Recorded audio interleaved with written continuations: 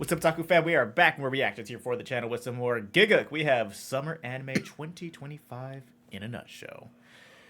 I hope Summer Hikaru died is on there because I want to watch it. I know there's a lot of stuff that has been coming out and is still ongoing that we haven't reacted to yet because we always wait for them to finish. And good lord, we're about to have a huge backlog here in the next coming months. Thank you guys for the continued support. Be sure to comment, like, subscribe. Every little bit helps. And check out the Patreon link down below for full uncut reactions, TV shows, animes, and movies. Let's hop on in. Anime.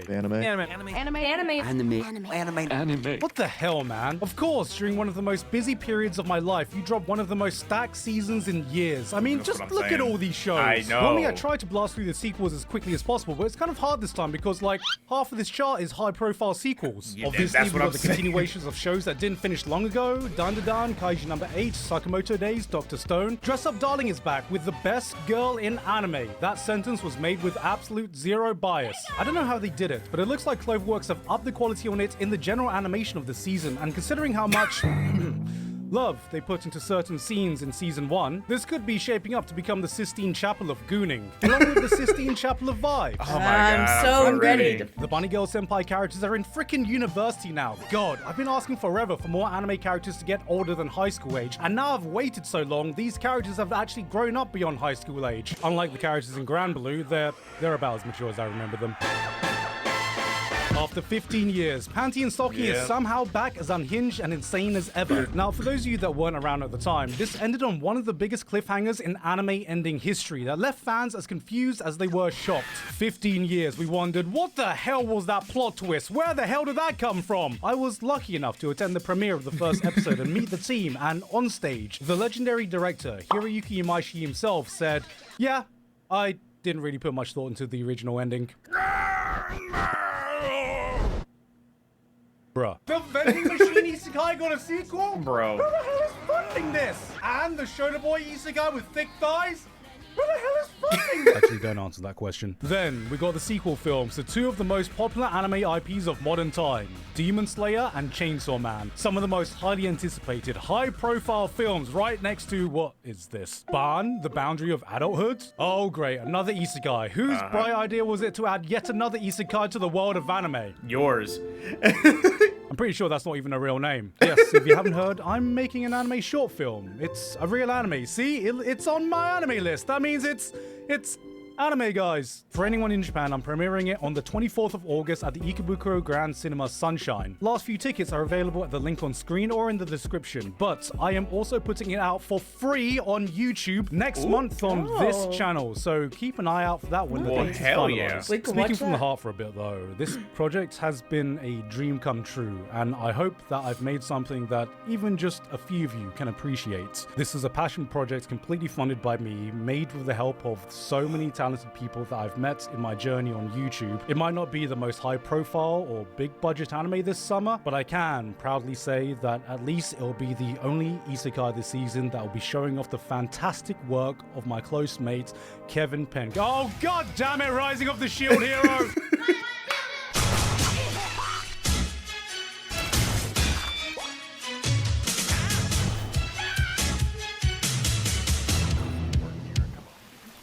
I want to watch this. With the little tanuki. Yeah. ごめんなさい。うちではね。 This is what we need to start the season off with. If you're like me and you're still suffering PTSD from the existence of Inukai's dog, this is the eye bleach that the therapist ordered. No more gooning, no more thirsting over small animals, just a warm, cozy show about a woman and her adopted... 犬かな。 Yep, it's a pretty fucked up looking dog. God damn, after that I feel something arising. And I think it's AFK Arena's newest collaboration with Solo Oh, Leveling, Lord. today's sponsor. Yes, that's right, the AFK Arena universe is colliding with Oh, Solo the Leveling with a anime. crossover event bringing in Cha-Hae-in and Crossovers. Sungjin Woo the Shadow Monarch, who you can get back to summer 2025. Even though it's my job to keep up with what's going on in the world of anime, sometimes I get a reminder of just how completely out of touch I am with the adjacent manga community, because prior to now, I had not heard of the fragrant flower blooms of dignity despite it being one of the highest ranked new manga of recent times. It's a new high-profile romance anime. It's comfy. It's sweet. It's about a delinquent boy and a smart girl from rival schools falling for each other, Romeo and Juliet style, in a premise we've seen all throughout history. Now, real talk. I've gone on record saying that these modern high school romance comfort anime aren't generally my thing anymore. I finished Blue Box thinking that it just started to cook. Even my gold standard for the genre, The Dangers in My Heart, took until season 2 for me to fully appreciate it. Which is to tell you guys that despite the critical acclaim, even I was surprised at how fast this show hooked me. Sometimes there is no secret formula. Sometimes it's just about telling a story and telling it really well with characters you want to root for. There's a soul to these characters I can immediately feel with the way they react to situations, the dignified way they treat each other. They aren't just your tropey romance protagonists, and this is just a sweet story that warms the soul. Add to this Cloverworks bringing some close to movie level productions, and I can understand why this had so much hype going into it. It remains to be seen if this can top my experience with The Dangers in My Heart, but at least for this season, there is no other romance anime that is even gonna come close. Yes! Yes! Yes! Yes! Yeah! This is it. This is where history's gonna be made. The world's about to witness the birth of the LeBron of cucks. Or what's that? You're more of a shonen trash kind of guy? Well, boy, do I have a show for you. I'm the trash man. I throw trash all over the ring. Studio Bones is providing us with another shonen action series with a power system that revolves around literal garbage with a protagonist that really, really loves trash. With the main plot line where they have to fight the king of trash, who is, oh my god, he's here! Welcome to the city, a place where the wealthy upper class live in comfort right next to the slums, a place where the average Joe is just struggling to get by, separated by this massive wall. Damn.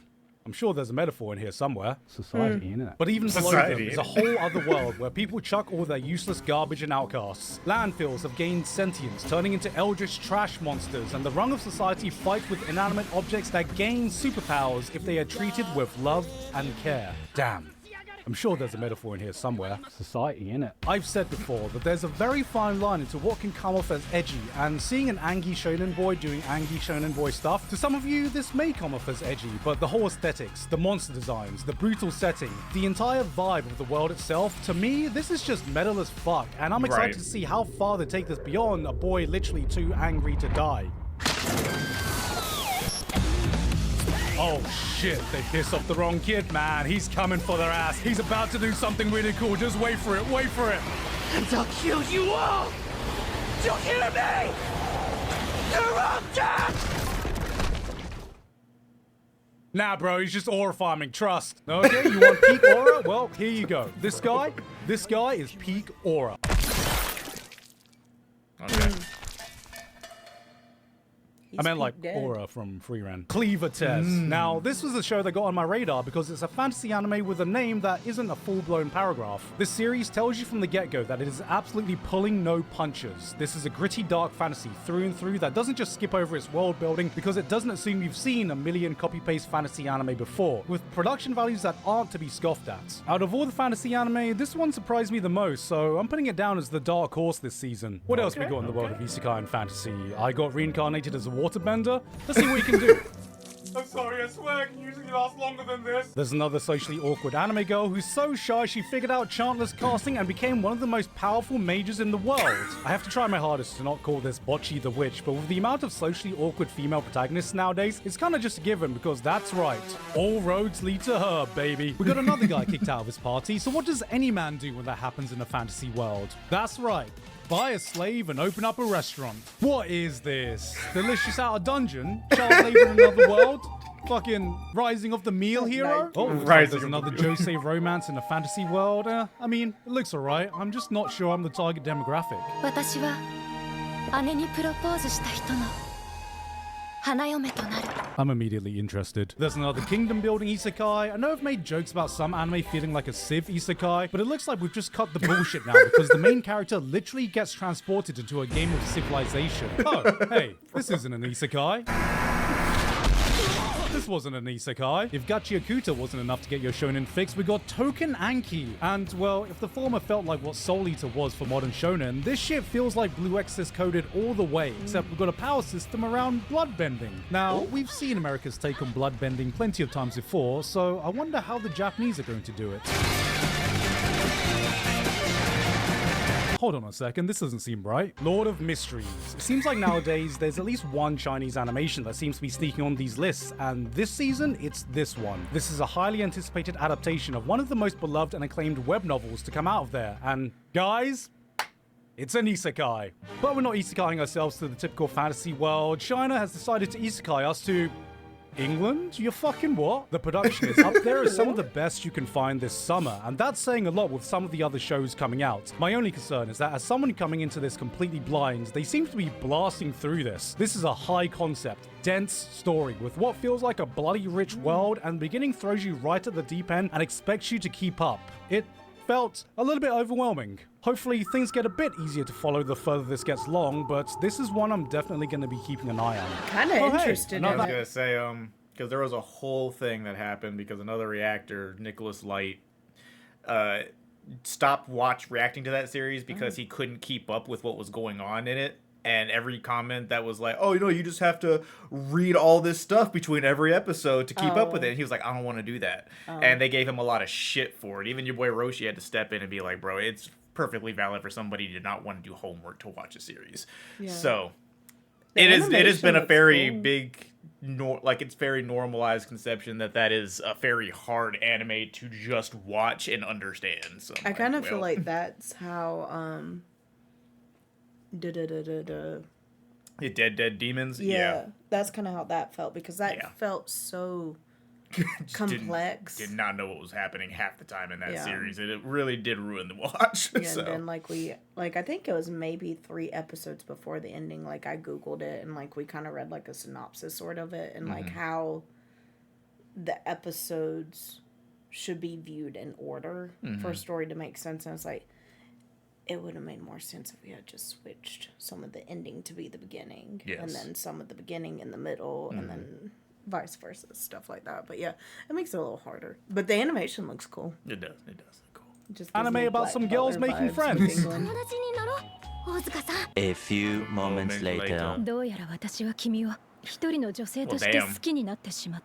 Gay girls, innit? This season, we got another show that asks, can a girl friendship survive?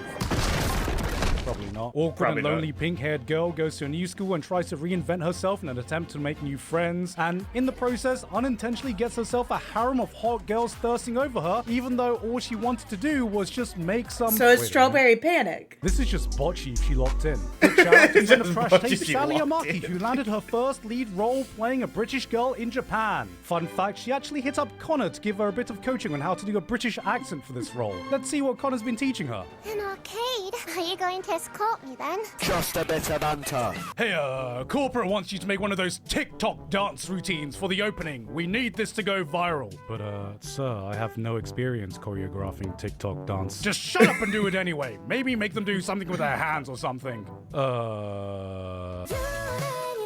Yes! That's it?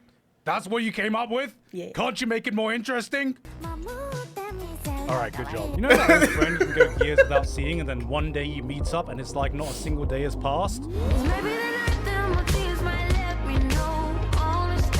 Yeah, that's Kyoto Animation every single time. Carrying on the soul of Nichijou, implanting chaos into the mundane with that impossibly high bar of Kyoto Animation quality, comes City the Animation. And god, this shit is just crack for my eyes. I love everything about the way it looks. The colors, the energy, the art style. I just want to serve this aesthetic up in a play and just... Maybe I shouldn't have written that paragraph when I'm about to have lunch. Okay, what's next? Yes! I want to watch it! Stephen King, a decorated master of horror, once said, there are 3 types of terror. The gross out, the sight of a severed head tumbling down a flight of stairs. The horror, the unnatural, spiders the size of bears, the dead waking up and walking around. And the last and worst one, terror, when you come home and notice everything you own has been taken away and replaced by an exact substitute. お前、やっぱ、惹かれちゃうやろ。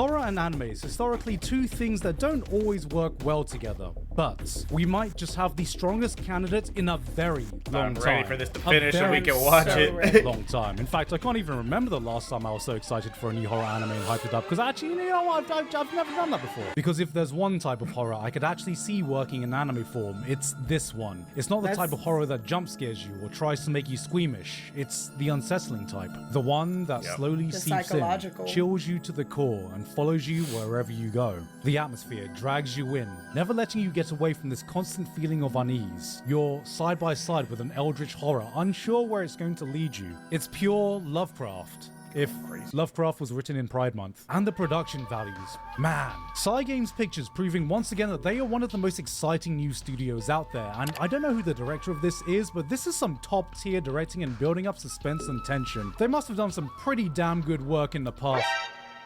Ah, I see. He is no stranger to eldritch horrors and anime.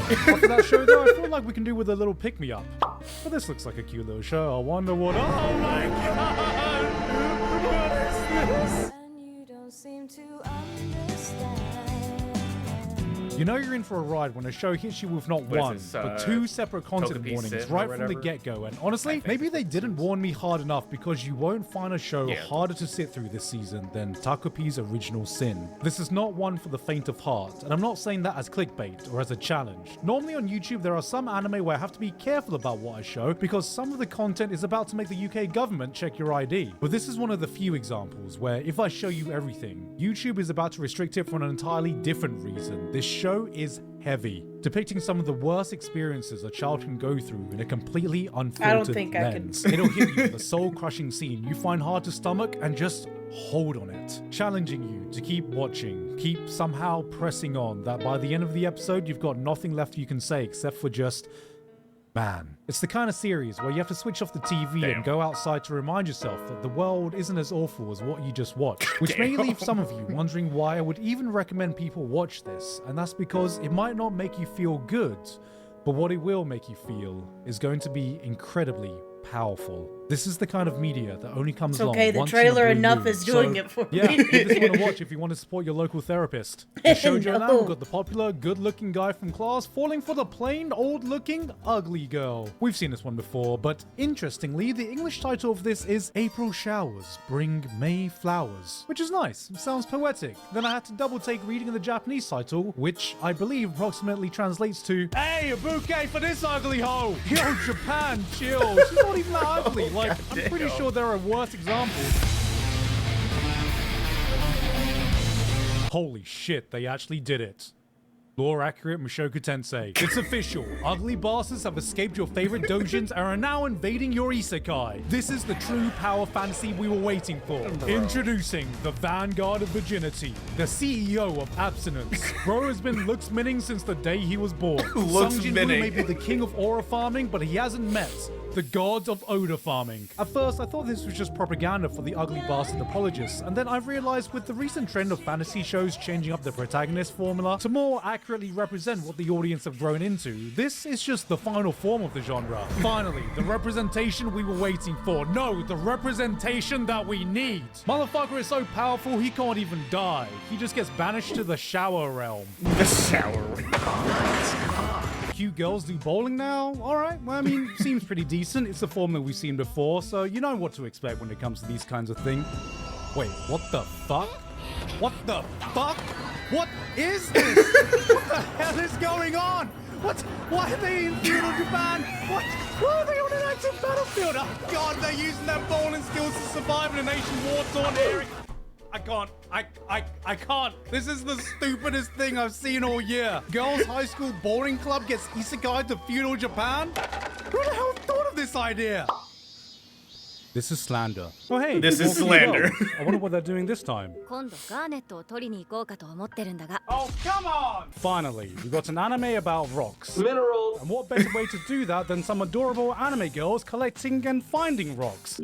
And look, I have no personal interest in rocks. Right. But this show is goddamn beautiful. Coming from Studio Bind, it looks like once again they're moving outside of just the confines of adapting Mushoku Tensei, and they said, screw it, I want to make a show about rocks. Minerals. And damn, if they're not putting all their effort into this. I mean, the backgrounds, the animation, whoop! the character designs. Are we sure this ain't a baking show? Because that is some premium cake right there. Look, I might just be interested in rocks. Jesus, Maria. No, because I gotta say, that's one attractive minor. You know what? Never mind. Huh? Who's messaging me? You're attracted to what now? Nothing. Let's just move on. What were you gonna say? I was just saying that this person looks pretty. You know, she looks pretty. Please, complete the sentence. She likes rocks. She's a mine. Say it! Our sound is both a consonant and a vowel. Loud Lady and clear. who likes to mine rocks, also known as an M-I-N-E-R miner. Okay, understandable. Oh god, that's not what I meant! It's a bit of butter. Hey guys, hope you enjoyed that video. Oh, he got a haircut. Yep.